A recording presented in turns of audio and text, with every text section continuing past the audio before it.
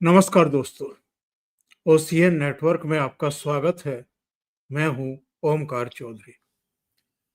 आप में से बहुतों को याद होगा प्रधानमंत्री नरेंद्र मोदी ने एक बार सदन में बोलते हुए एक शब्द का यूज किया था, आंदोलन जीवी।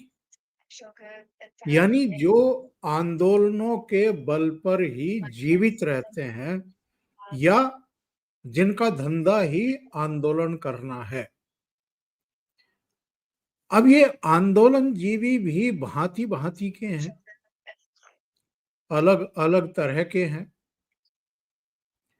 और उस समय व्यंग करते हुए उन्होंने ये भी कहा था कि चाहे रिक्शे वालों का कोई आंदोलन हो, ट्रेड यूनियन का आंदोलन हो, चाहे किसानों के नाम पर हो रहा आंदोलन हो, ये आंदोलन जीवी हर जगह आपको कुकुर मुत्ते की तरह दिखाई देंगे। यानी एक बहुत बड़ा वर्ग है जिन्होंने आंदोलनों को ही एक तरीके से अपनी आजीविका का साधन बना लिया है। और फिर जब उनकी पहचान हो जाती है कि ये लोग हैं जो गाहे बगाहे, चाहे अनचाहे, कारण के भी और बिना कारण के भी कहीं भी शुरू हो जाते हैं, सड़कें जाम करना, जनजीवन को अस्त व्यस्त करना, विकास के कामों को रोक देना, अनावश्यक टकराव के हालात पैदा करना। और अगर उनका वश चले, और अतीत में ऐसा कई बार हुआ भी है, कहीं कोई अराजकता पैदा हुई तो लाठीचार्ज वगैरह हुआ या गोलीबारी हो गई और कुछ लोग अगर हताहत हो गए, तो उसके बाद राष्ट्रीय अंतर्राष्ट्रीय स्तर पर चीजों को लेकर के एक परसेप्शन क्रिएट करना। अभी जुलाई में इंडियन एक्सप्रेस के हवाले से मैं कह रहा हूं, जुलाई में इंटेलिजेंस ब्यूरो की तरफ से एक समिट थी जिसको केंद्रीय गृह मंत्री अमित शाह संबोधित कर रहे थे। और उन्होंने एक बहुत बड़ा फलक रखा है, मतलब 1974 से लेकर के आज तक इन वर्षों में जितने भी आंदोलन या जन आंदोलन हुए हैं या क्रिएट किए गए हैं, उनके पीछे कौन है, उनका हेतु, उनका मकसद क्या है, और उसके फाइनेंसर कौन थे, इसकी पड़ताल करने के लिए कहा है। और इसके बाद जब इसकी रिपोर्ट आ जाएगी, और मोटे तौर पर राज्यों में भी चूंकि इंटेलिजेंस ब्यूरो होता है, जिसको हम सीआईडी कहते हैं, अलग अलग राज्यों में अलग अलग नाम है, उनकी अपनी रिपोर्ट्स होती हैं विभिन्न आंदोलनों को लेकर के। उनका अध्ययन करके एक एसओपी तैयार करने की बात है, ताकि जो विकास का पहिया है और जो अल्टीमेट लक्ष्य है 2047 तक देश को विकसित राष्ट्र के रूप में अग्रिम पांत में ले जाकर के खड़ा करना, उसमें जो आने वाली बाधाएं हैं उनको रोका जा सके, यानी इस तरह के जन आंदोलनों को रोका जा सके और उनका उन्मूलन किया जाए। अगर कोई वाजिब कारण है जिनकी वजह से कोई आंदोलन शुरू होने वाला है, तो फिर उसको देखा जाए कि उसमें क्या किया जा सकता है। मेरे साथ जुड़ रहे हैं वीरेंद्र नाथ भट्ट साहब। जरा उनके भी अनुभव को जाने, और उत्तर प्रदेश में बहुत लंबे समय तक उन्होंने अलग अलग आंदोलनों को देखा है, उनके पीछे के चेहरों को भी देखा है, और जो आगे चेहरे किए जाते हैं उनको भी देखा है और समझा है। तो सीधे जुड़ लेते हैं, लखनऊ से जुड़ रहे हैं भट्ट साहब। बहुत स्वागत है आपका, नमस्कार। जी, देखिए, केवल ज्यादा दूर ना जाए। केवल अगस्त सितंबर की ही के जो ताजा उदाहरण हैं। 22 जुलाई को इलेक्शन कमीशन ने बिहार में स्पेशल इंटेंसिव रिवीजन की घोषणा की। 28 जुलाई को सुप्रीम कोर्ट में रिट फाइल हो गई। अब तक आज को डेट तक जो है 12 या 15 सुप्रीम कोर्ट में हियरिंग हो चुकी हैं। और इसको लेकर के राहुल गांधी ने बिहार में वोट अधिकार यात्रा निकाली, वोट चोरी यात्रा निकाली। उसमें करीब 50 कंटेनर चल रहे थे। ये वही कंटेनर हैं जो भारत जोड़ो यात्रा में करीब 100 कंटेनर थे, और इसमें प्रतिदिन का खर्चा करोड़ों रुपए का हो रहा था। ये केवल ये घटना आपको बता रहा हूं जो अगस्त सितंबर में हुआ है। कोई पूछ सकता है ये पैसा कहां से आया? कांग्रेस ने करोड़ों रुपए खर्च किया इस वोट अधिकार यात्रा में, और राहुल गांधी उसमें गए। कांग्रेस के हजारों लोग जो पेड एम्प्लॉय की तरह उसमें लगे हुए थे, और सारे एयर कंडीशन, जिन्हें आप अब कंटेनर कह रहे हैं, वो जैसे फिल्म स्टार्स की वैनिटी वैन होती है ना, वैनिटी वैन में किचन भी है, टॉयलेट भी है, बेडरूम भी है, एसी भी लगा हुआ है, एक मिनी ऑफिस भी है, कंप्यूटर भी है, टेलीविजन भी है, सब सब सुविधाओं से युक्त। एक तो ये घटना। दूसरी, फिलिस्तीन और इजराइल का जो युद्ध है गाजा में चल रहा है। 7 अक्टूबर 2023 को हमास के आतंकवादियों ने 1200 यहूदियों को एक झटके में मार दिया और 250 को बंधक बना लिया। और वो युद्ध आज जो है 2 साल पूरे हो जाएंगे उसको अगले महीने, 7 अक्टूबर 6 अक्टूबर को। बंबई में सीपीआईएम और सीपीएम ने कहा कि हम फिलिस्तीनियों के पक्ष में हम प्रोटेस्ट करना चाहते हैं। बंबई पुलिस ने उनको परमिशन नहीं दी, तो वो हाई कोर्ट चले गए। तो हाई कोर्ट ने कहा कि भारत में बहुत सारे मामले हैं, आपको फिलिस्तीन जाने की क्या जरूरत है? तो सुप्रीम तो दिल्ली में और अंग्रेजी अखबारों में बॉम्बे हाई कोर्ट की आलोचना शुरू हो गई। उसके बाद अभी कल तक जो है बहुत बड़ा प्रोटेस्ट दिल्ली में हुआ है फिलिस्तीन को लेकर के। भाई अभी जो है अप्रैल में मुर्शिदाबाद में जो है मुसलमानों ने हमला किया, हिंदुओं के घर जलाए, घर लूटे, कईयों की हत्या हुई। तो आपने ये बयान सुना कांग्रेस की ओर से? प्रियंका गांधी फिलिस्तीन का झोला लिए घूम रही हैं लोकसभा में, लेकिन क्या कभी आपने सुना कि कश्मीर में लाखों हिंदुओं को मार के निकाल दिया गया, और वहां पे जो सेकुलर उमर अब्दुल्ला के पिताजी फारूक अब्दुल्ला उस समय वहां के चीफ मिनिस्टर थे, और वहां पे था नारा, गालिब गालिब सालिब, या तो कन्वर्ट हो जाओ, या मर जाओ, या छोड़ने को, या कश्मीर छोड़ के भाग जाओ। क्या आज तक फारूक अब्दुल्ला जो जो बहुत बड़े गंगो जमन तहजीब के सफीर हैं, एम्बेसडर हैं, क्या उन्होंने कंडेम किया? न किया। लेकिन फिलिस्तीन को लेके हो रहा है। 5 अगस्त 2024 को बांग्लादेश में तख्ता पलट हुआ अमेरिकी इशारे पर। शेख हसीना वाजिद को भारतीय एजेंसियों ने सुरक्षित बाहर निकाला, और उनको पहले अगरतला और फिर दिल्ली ले आई। हजारों हिंदू अब तक मार दिए गए, हजारों रेप हुए, हजारों लोगों के घर लूटे गए, और बड़ी संख्या में टीचर्स को, गवर्नमेंट एम्प्लॉइज को इस्लामी जिहादियों ने उनको त्यागपत्र देके नौकरी छोड़ने को मजबूर किया। क्या आपने कभी प्रियंका गांधी, राहुल गांधी, कांग्रेस की ओर से, अखिलेश यादव की ओर से कभी उनके बारे में एक शब्द सुना? नहीं सुना। लेकिन ये चल रहा है। दिल्ली में मोदी जी के प्राइम मिनिस्टर बनने के बाद से, मैं और पहले चलता हूं, 1998 मई में अटल जी की सरकार ने न्यूक्लियर टेस्ट किया था, और एकाएक दिल्ली में बड़े बड़े शांति के मसीहाओं का प्रदर्शन शुरू हो गया। यूरोप की एम्बेसीज खुलेआम पैसा बांट रही थी यहाँ, और यहाँ पे एक शब्द चला है अरविंद केजरीवाल के 2010-12 के आंदोलन से, सिविल सोसाइटी। ये सिविल सोसाइटी केवल एनजीओ का समूह है, ये एक माफिया है, और ये विदेशी पैसे से चलता है। तो और इसी सिविल सोसाइटी ने मई 98 में न्यूक्लियर टेस्ट के बाद दिल्ली की सड़कों पे जो खूब धमाल मचाया कि भारत जो है महात्मा गांधी का देश है, भारत शांति प्रिय देश है, ये न्यूक्लियर टेस्ट क्यों कर रहा है, हम क्यों? लेकिन यही लोग जब जब यही न्यूक्लियर टेस्ट चाइना में हो रहे थे, जब रशिया में हो रहे थे, आज दुनिया में सबसे ज्यादा अगर न्यूक्लियर बॉम्ब किसी के पास है तो रशिया के पास है। और 1991 तक सोवियत यूनियन यानी कम्युनिस्ट रशिया के कोलैप्स होने तक भी यही स्थिति थी। और यही स्थिति आज भी है। कभी इन्होंने सोवियत यूनियन के बारे में मुँह नहीं खोला।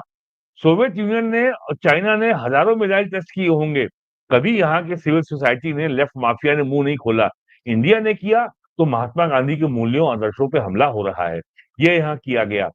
तो ये और प्राइम मिनिस्टर मोदी के बनने के बाद दिल्ली में पहला शुरू हुआ इनटॉलरेंस, असहिष्णुता।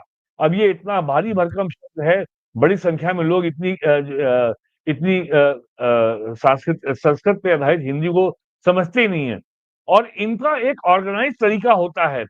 दिल्ली में शास्त्री भवन के सामने या इंडिया गेट के पास या इंडिया गेट के राउंड अबाउट पे एक सुंदर सी लड़की एक हाथ में एक प्ले कार्ड लेके खड़ी हो जाएगी। एक एक एजेंसी का रिपोर्टर का एक फोटोग्राफर आएगा, उसकी फोटो खींच लेगा। फिर वो फोटो उस एजेंसी से पूरे इंडिया में सर्कुलेट हो जाएगी। और एक आध टीवी चैनल आएँगे, उसका बाइट लेंगे और वो खबर चल जाएगी। कुछ अखबारों में खबर छप जाएगी, फिर टीवी चैनल में डिबेट शुरू हो जाएगी। उसके बाद एकाएक जो है रिटायर्ड आईएएस अफसर, रिटायर्ड डिप्लोमैट, रिटायर्ड जजेस और सो कॉल्ड बुद्धिजीवी या उनको कहा जाएगा सिविल सोसाइटी, वो पीएम को एक पत्र लिखेंगे। और उसके बाद और फिर ये कहा जाएगा कि साहब पीएम ने जो है कोई जवाब नहीं दिया, पीएम चुप बैठे हुए हैं। तो ये इस तरीके से एक नैरेटिव खड़ा करते हैं और उसके बाद ये जो घटनाक्रम यहाँ होता है कि फोटो लेके छापना और फिर जो है ये बुद्धिजीवियों का लेटर लिखना प्राइम मिनिस्टर को, फिर यही खबर लंबी छपती है न्यूयॉर्क टाइम्स में। वो छपती है ब्रिटेन के अखबार जो कम्युनिस्टों का अखबार है गार्जियन में, फाइनेंशियल टाइम्स में, वॉशिंगटन पोस्ट में, न्यूयॉर्क टाइम्स में और फिर एक और लेफ्टी मैगजीन है इकोनॉमिस्ट।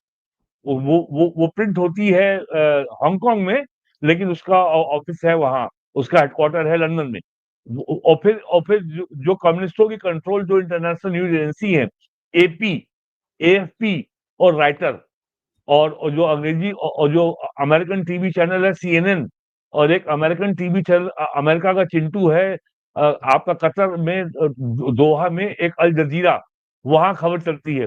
इस तरीके से ये एक पूरा एक जो है माया जाल खड़ा करते हैं, एक माहौल खड़ा करते हैं और उसके बाद ये क्या करते हैं, ये एक संदर्भ का मोटा आधार खड़ा कर देते हैं। फिर 2 महीने बाद आम व्यक्ति ये जान नहीं पाता ये हुआ क्या था, तो वो समझता है कोई बहुत बड़ा मुद्दा होगा। ये पाखंड इस देश में पिछले 30 साल से चल रहा है। तो ये मैं खुद मुझे बड़ा आश्चर्य हुआ कि कम से कम देश के गृह मंत्री अमित शाह की इस ओर दृष्टि तो गई। ऐसा नहीं है कि इंटेलिजेंस ब्यूरो में या होम मिनिस्ट्री में इन सब बातों की चर्चा नहीं होती होगी या वहां के अधिकारी जो हमारे इंटरनल सिक्योरिटी एक्सपर्ट्स हैं कभी इस बात की चर्चा नहीं करते होंगे, लेकिन कम से कम ये बात आज पहली बार होम मिनिस्टर ने पब्लिकली कही और अखबारों में खबर छपी। तो लोगों को ये जानना चाहिए कि किस तरीके से एक निर्वाचित गवर्नमेंट को एक इलेक्टेड गवर्नमेंट को जनता की निगाह में गिराने के लिए, उसकी साख को तोड़ने के लिए, उसकी साख पे बट्टा लगाने के लिए, उसको डिग्रेड करने के लिए ये सब षड्यंत्र विदेशी शक्तियों के पैसे पे किए जाते हैं।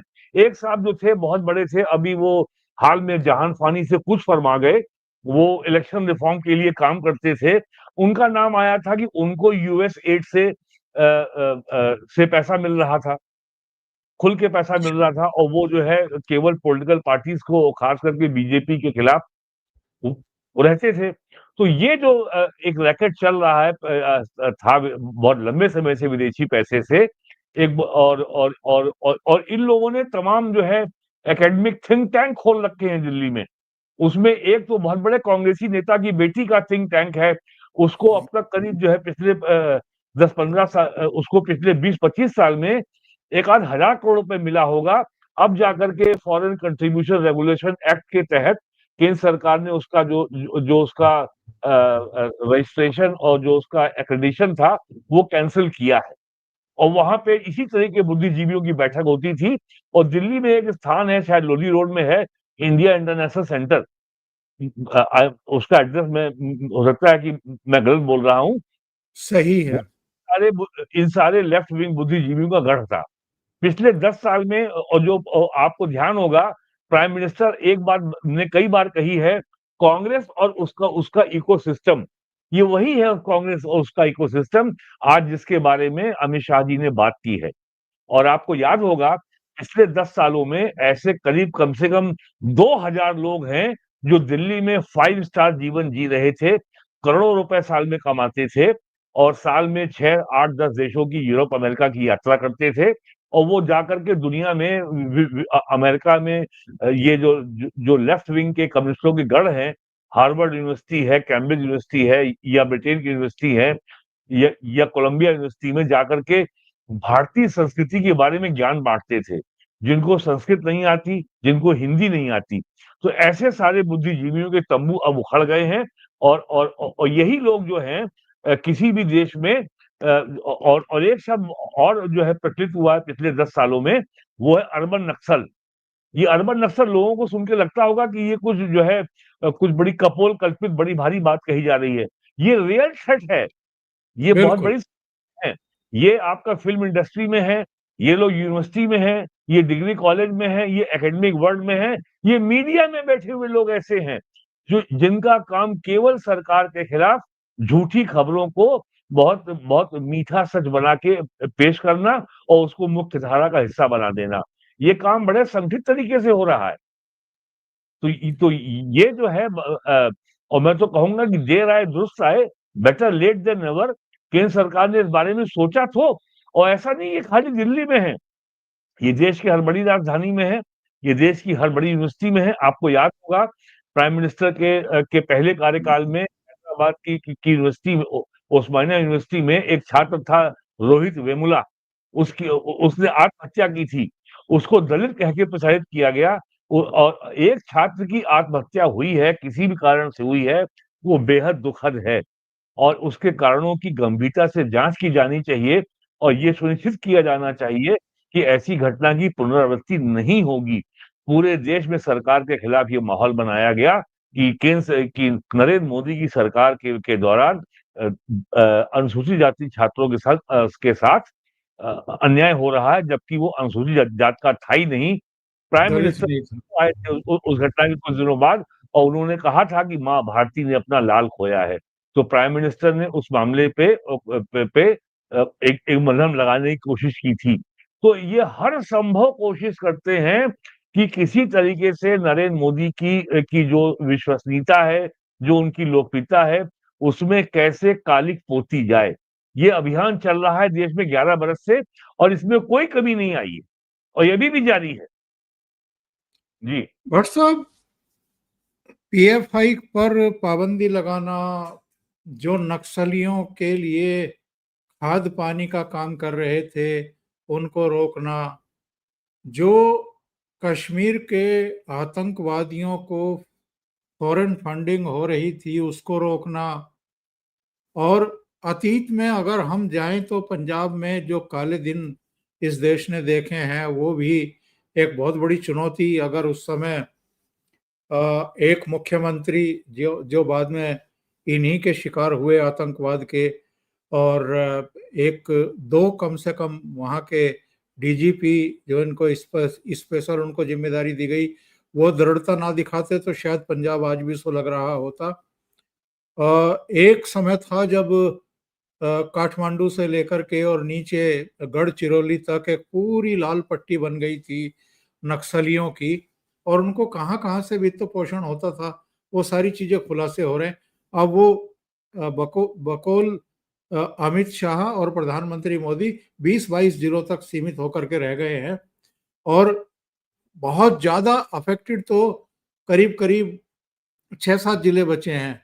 तो ये भी निपट जाएंगे जिनका टारगेट रखा गया है कि मार्च 2026 तक खत्म करना है। ये खालिस्तानियों के रूप में लोगों को खड़ा कर देना, देश को कमजोर करना, देश को तोड़ने की कोशिश करना और वो प्रगति के मार्ग से डिरिल्ड हो जाए इसकी प्रयास करना, और इसमें देश के भीतर भी इनको कुछ ऐसे आंदोलनजीवी मिल जाते हैं, खुड़पेच करने वाले दिमाग मिल जाते हैं, और बाहर की ताकतें तो है ही फाइनेंस करने के लिए। इनको अंकुश में रखना बहुत जरूरी हो गया है अगर आपको 2047 तक विकसित राष्ट्र बनना है? अरे सर, ये लोग इतने ज्यादा मुख्य धारा में घुले हुए हैं कि इन पे सवाल करने का साहस पहली बार कम से कम प्राइम मिनिस्टर मोदी के आने के बाद जो है सरकार ऐसी आई है जिसने इनके ऊपर साहस करने का कोशिश किया है। मैं आपको याद दिलाता हूं, मनमोहन सिंह के जमाने में दिल्ली के एक बड़े अंग्रेजी अखबार के संपादक और दिल्ली की एक एक कॉलेज की प्रोफेसर, यूनिवर्सिटी की, उन लोगों को कश्मीर का वार्ताकार अपॉइंट किया गया था, इंटरलोक्यूटर। और वो लोग और वो चाहते थे कि कश्मीर को आजाद कर दिया जाए, कश्मीर को भारत में बने रहने का कोई औचित्य नहीं है। ये ये हालत थी इनकी। और बाकायदा दिल्ली का अंग्रेजी मीडिया का एक बड़ा वर्ग कश्मीर में आतंकवाद का समर्थक बना बैठा हुआ था। आर्टिकल 370 के खत्म होने के बाद कश्मीर में जिहाद, इस्लामी जिहाद और इस्लामिक आतंकवाद को सपोर्ट करने का, सस्टेन करने का जो दिल्ली से लेकर श्रीनगर तक बड़ा एक एक नेटवर्क था, वो ध्वस्त किया गया है। श्रीनगर में एक बड़ा टीवी चैनल जो है, जो बहुत बड़ा प्रगतिशील टीवी चैनल हुआ करता था और बहुत जो है सरकार का करीबी था, मनमोहन सिंह की सरकार का, और उसके बाद मोदी जी का बड़ा विरोधी था। उसके रिपोर्टर श्रीनगर में बंगलों में रहते थे। तो और ये जो छत्तीसगढ़ में, कुछ इलाके झारखंड में, और ये महाराष्ट्र के चंद्रपुर और गढ़चिरौली जिलों में, और जिले में, और कुछ इलाका आंध्र प्रदेश में जो नक्सलवाद चल रहा था, और जिनका सपना था कि नेपाल के पशुपतिनाथ से लेकर के तिरुपति तक एक कॉरिडोर बनाएंगे, उसको सस्टेन करने वाले लोग दिल्ली में प्रोफेसर हैं, दिल्ली यूनिवर्सिटीज में। और उसमें एक आध के पास तो अमेरिका का ग्रीन कार्ड भी है, वो अभी भी दिल्ली में बैठे हुए हैं। और उनके पति जर्नलिस्ट हैं, बड़े पत्रकार हैं। तो ये इकोसिस्टम बहुत गहरा है। और अगर इनके ऊपर सरकार अगर हाथ डालेगी तो पूरे दुनिया में जो इनका इकोसिस्टम खड़ा हो जाएगा और वो कहानी सुनाएगा कि इंडिया में लोकतंत्र खतरे में है। और उन्होंने शब्द जोड़ लिया है, डेमोक्रेटिक ब्लैक स्लाइडिंग। एक एक संस्था स्वीडन की, वी वैरायटीज ऑफ डेमोक्रेसी, उसकी अभी हाल में रिपोर्ट आई है। उसने कहा है कि नेपाल का जो डेमोक्रेसी है वो इंडिया से बेहतर है। और एक फ्रेंच एनजीओ की रिपोर्ट आती है, ग्लोबल हंगर इंडेक्स, वो बांग्लादेश को भारत के ऊपर रखती है। बांग्लादेश हर तीसरे महीने भारत से 50,000, 80,000, 1 लाख टन चावल की भीख मांगता है और भारत देता है उसको बहुत रियायती दामों पर। वो हमसे बेहतर है। भारत में 1 अप्रैल 2020 से आज तक 80 करोड़ लोगों को गेहूं चावल निःशुल्क मिल रहा है। भारत सरकार अब तक इसके ऊपर 20 लाख करोड़ रुपए खर्च कर चुकी है। दुनिया में आज तक कहीं पर भी आ, ये फ्री फूड सप्लाई का इतना बड़ा प्रोग्राम विश्व में आज तक कहीं नहीं चलाया गया। और यूरोप से रिपोर्ट क्या आती है कि इंडिया में बहुत ज्यादा माल न्यूट्रिशन है, इंडिया में बहुत ज्यादा हंगर है। और ये हमारे देश के अंग्रेजी अखबारों में ये खबर प्रमुखता से छपती है। और अंग्रेजी हिंदी टीवी चैनलों में इसके ऊपर डिबेट होती है, लोग इसको देखते हैं, यूट्यूबर्स इसके ऊपर प्रोग्राम बनाते हैं, हजारों लोग, लाखों लोग उसको देखते हैं, उस पर कमेंट करते हैं। ये सब हो रहा है देश में। और इसी को अंग्रेजी में एक शब्द है, सबवर्जन, यानी विध्वंस करना, बहुत मीठे तरीके से लोगों के मन में लगातार सरकार के प्रति गुस्सा भरना, लोगों के मन में लगातार सरकार के प्रति अविश्वास पैदा करना। ये काम इस देश में आज भी बहुत ही संगठित तरीके से हो रहा है। और हर राज्य में हो रहा है जहां जहां सरकार बीजेपी की है। और इसमें ब्यूरोक्रेसी का भी इसमें जो है सहयोग है, और जुडिशियरी का भी है। आप सही कह जी। रहे हैं, एक बहुत बड़ा नेक्सस है जो हम्म। एक दूसरे को एक तरीके से सहयोग करते हैं, कॉम्प्लीमेंट करते हैं। और भीमा कोरे गांव वाला जो हादसा, जो घटना थी 2018 की, जिसमें वो वरवरा राव वगैरह ये सब इन्वॉल्व पाए गए थे, वो कैसे भूला जा सकता है? ये एक्चुअल में इस तरह की घटनाएं अलग अलग प्रदेशों में, देश के अलग अलग हिस्सों में। एक मिनट रुकिएगा।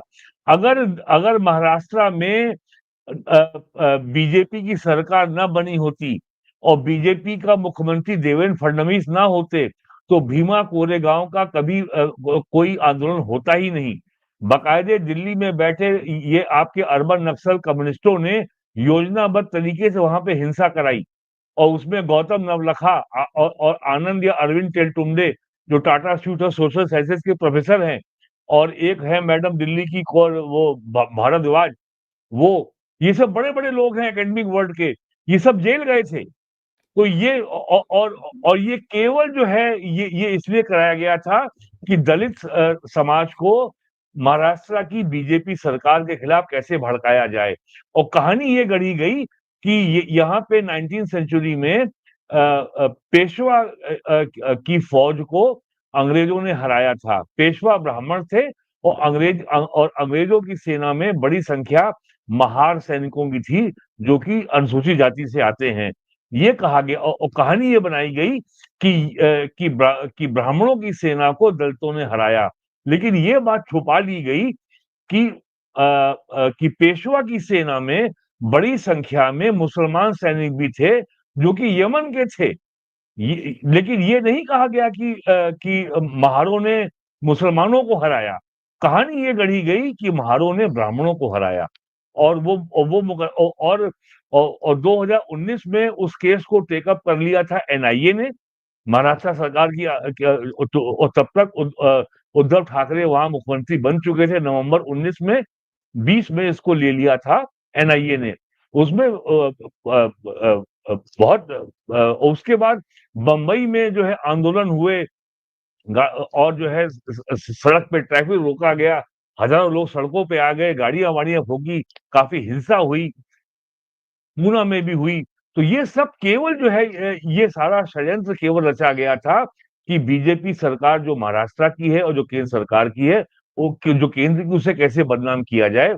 और ये कहानी भी जो है देश में ये नैरेटिव बनाया जाए कि जो शेड्यूल कास्ट समाज है, जो जो अनुसूचित जाति के समाज है, वो बीजेपी का विरोधी है और ये ब्राह्मणों की सरकार है। ये कहानी बनाई गई थी।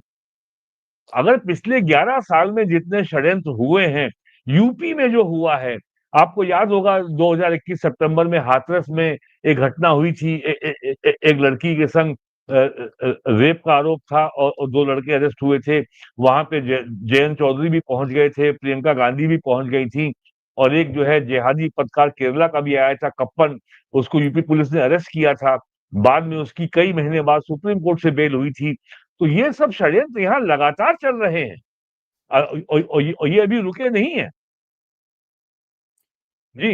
न केवल ये देश की सिक्योरिटी से जुड़ा हुआ मसला है, बल्कि जो डेवलपमेंट है उसको डिरेल्ड करना और देश को दुनिया में बदनाम करना, बहुत बड़ी साजिश एक्चुअल में ये है। और अमित शाह ने कम से कम जो रिपोर्ट्स उनके पास आती हैं, क्योंकि वो होम मिनिस्टर हैं, तो उनके पास बहुत सारी रिपोर्ट आती हैं, और जो लक्ष्य तय किए गए हैं उन लक्ष्यों को तब तक अचीव नहीं किया जा सकता जब तक कि इस तरह की देश विरोधी, समाज विरोधी ताकतों को, और जो पॉलिटिकल पार्टियों के टूल भी बनते हैं, क्योंकि पॉलिटिकल पार्टियां अपना बेस खो रही हैं, अपना विश्वास खो रही हैं। उनको लगता है कि हमारे चाहने से भीड़ नहीं जुटती है, हमारे चाहने से कोई आंदोलन खड़ा नहीं होता है, उसके लिए भी उनको खर्च करने पड़ते हैं। तो उन्होंने जो धंधेबाज आंदोलन जीवी हैं उनको हायर करना शुरू किया है। ये अपने आप में देश के लिए बहुत बड़ी एक चुनौती भी है। और मुझे लगता है कि जिस तरीके से वो 13 महीने का आंदोलन किसानों के नाम पर किया गया था, कई जगहों पर इस तरह की चीजें देखने को मिलती हैं। तो अगर एक समग्रता में रिपोर्ट आ जाए, उन सारे कारणों का पता लग जाए, जो फंडर हैं उनके बारे में जानकारी मिल जाए, तो जो अमित शाह ने कहा है कि एक एसओपी बनाई जाएगी, एक एक तरीका ढूंढा जाएगा कि इन पर कैसे समग्रता में कार्रवाई हो। मुझे लगता है एक बहुत महत्वपूर्ण और समझदारी भरा एक फैसला है। भट्ट साहब, बहुत बहुत धन्यवाद, आप जुड़े, और दर्शकों का भी बहुत धन्यवाद, वो जुड़े। एक निवेदन है कि अगर आपको ये प्रोग्राम अच्छा लगा है तो लाइक का बटन जरूर दबाएं, ये हमारे लिए मददगार बनता है, रीच बढ़ती है चैनल की। और इस वीडियो को अग्रसारित करें, फॉरवर्ड करें अपने मित्रों को, ताकि ज़्यादा से ज़्यादा लोग इसको देख पाएं। और जिन्होंने अभी तक चैनल सब्सक्राइब नहीं किया है वो चैनल को सब्सक्राइब जरूर कर लें। बहुत बहुत धन्यवाद आप सबका। नमस्कार।